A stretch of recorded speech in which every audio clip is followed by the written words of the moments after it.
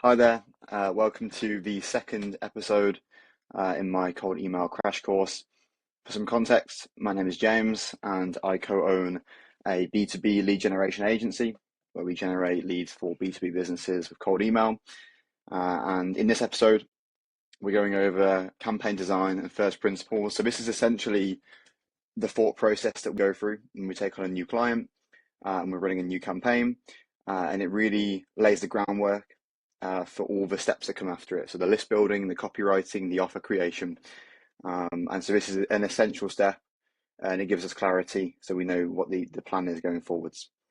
And so what are the objectives of this process?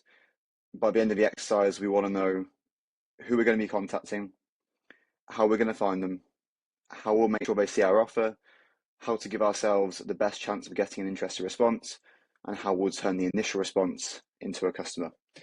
And if you satisfy all of these, then you're doing a good job. And so, yeah, so I like to ask myself some questions for each of these, and I'll write down a load of stuff and sort of go from there.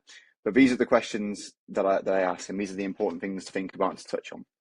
So for who we're going to be contacting, the important questions are: how can we ensure that the TAM, the target market, is large enough for us to hit a really respectable monthly volume? If the volume is too low, we're not going to get the results we need, no matter how good our copy is. And so we need to think about how large this target market is. Who are the different ICPs we can target? Do we do multiple in order to get that number large enough? For some context, really the more the better, but we ideally try to contact a minimum of absolute bare minimum of 10,000 contacts per month, but really 20,000 is better, and you can't go wrong with more. Second question: who is going to suit cold email as a method of communication? Some niches, either it's very hard to find their email, or they're just not on their email much.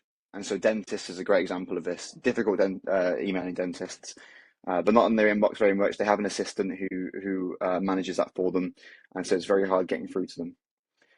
Third question: who is the solution most valuable to? So you want to think about, what are the problems this service solves, and who is that going to be most valuable to? The more valuable it is to someone, the higher the chances of them being interested. It's pretty simple.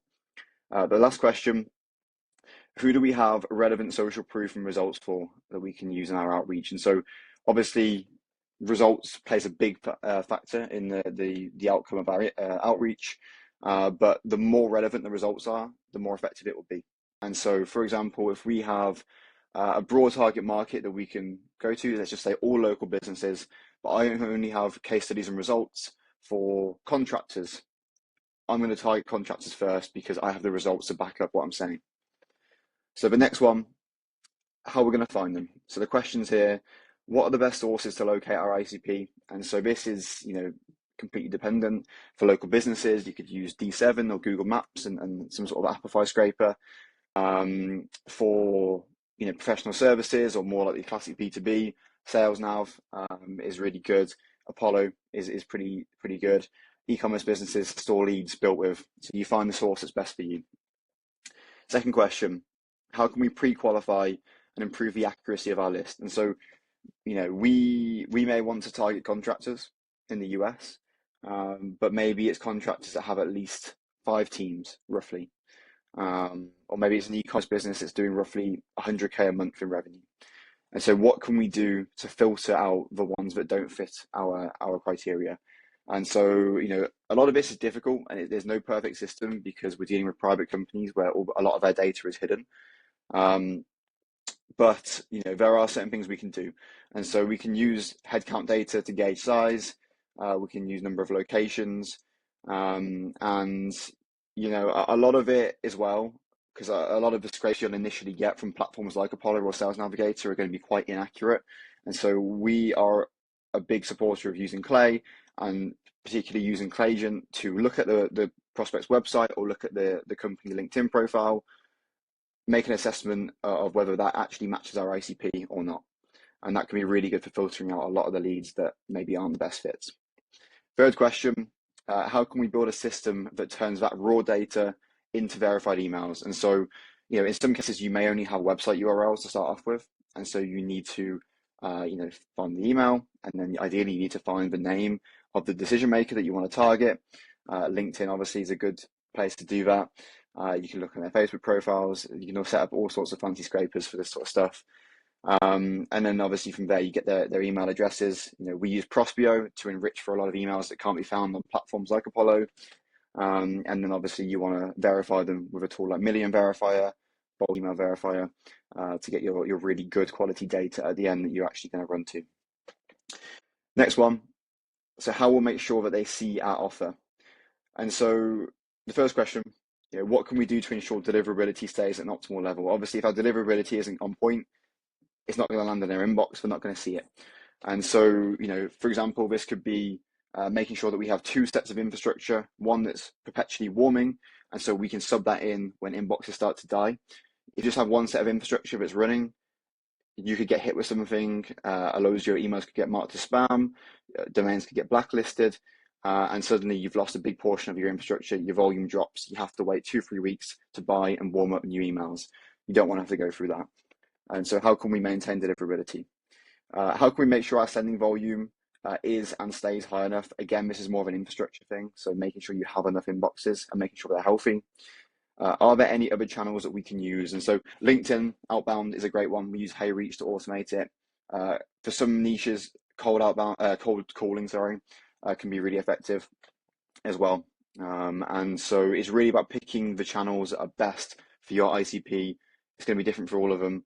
And so that's really a judgment of you and how well you know your ICP. So how to give ourselves the best chance of getting an interested response.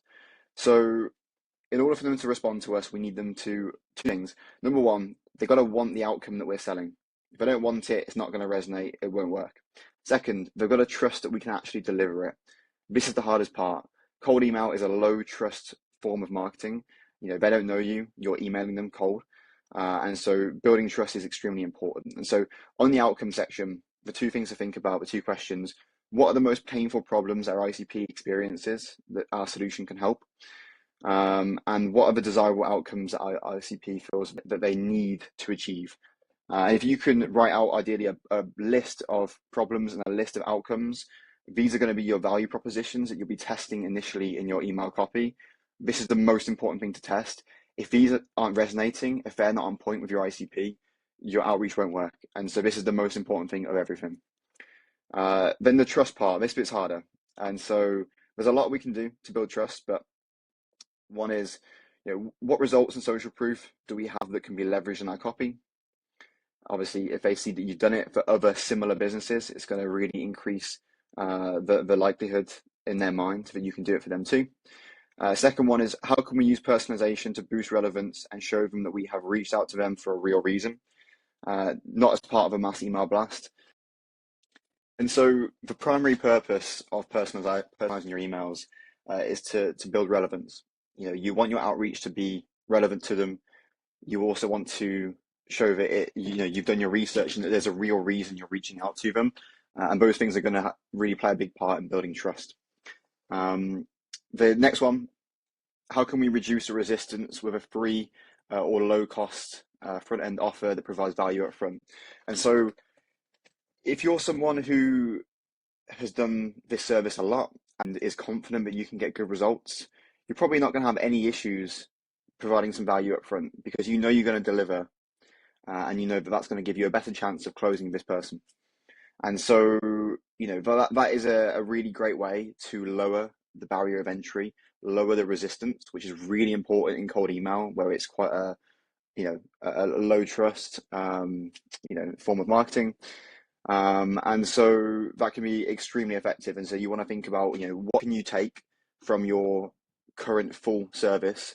Can you package up any small parts of it? Is there any micro problems you can solve upfront for free or a low cost that are going to really build your case, build trust, and give you an easier yes in the first place? So the next one, are there any results-based pricing or guarantees we can implement? This one, pretty simple. If it's results-based pricing, you're basically telling them that you're willing to take some risk too, and you've got skin in the game. Guarantees, just a level of security, both of which build trust. And the final one, are there any additional benefits of the service that increase the perceived value? And so obviously, you've got your outcome or your problem, which is your value proposition. Hopefully you've got a really effective offer, personalized email, relevant social proof.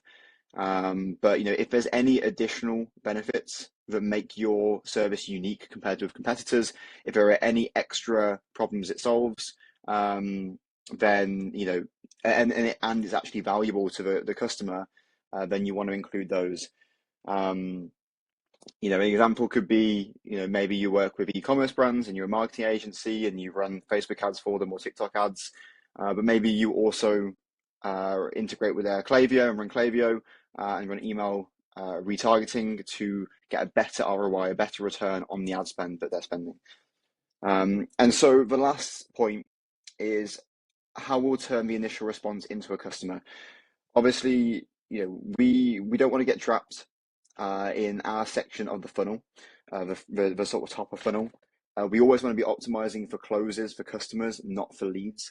And so, we call it full funnel thinking as opposed to just thinking about your little echo chamber. And so the questions here is, how can we incentivize prospects who show interest to take the next step? They've taken a risk by putting their hand and saying, yes, I'm interested in some form or another. How can you then encourage them to take the next steps, whether that is booking a call, having a demo, signing up for the free trial? How can you encourage that? And so a great way to do that is to stack value and to offer them something in return. It's not a sales call, it's a strategy call. Is there sort of assets you can give them? How can you incentivize them to take that next step and feel good about it as well? The second one, how can we nurture and warm the prospect before they have their call or demo? This is really important for one, boosting the show up rate, but two, boosting the quality of the call.